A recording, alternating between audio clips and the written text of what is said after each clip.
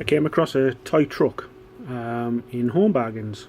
I think it was £1.50, six-wheeler, all rubber tyres. I just bought one out the blue and it's been sat on my shelf for months.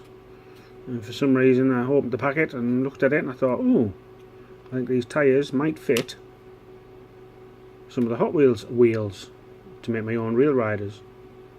So here we go, this is what I've done. I've found the fit perfect on the steelies. Bit of a push, straighten them up.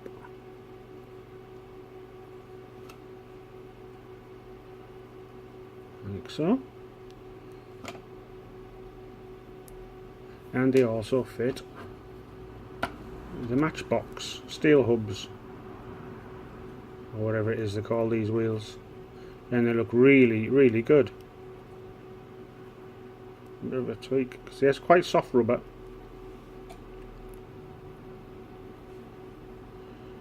I've done a set on a Matchbox the other day on a set of steelies from a Hot Wheels truck.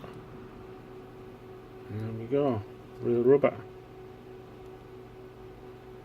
Handy tip for the day. Thanks for looking.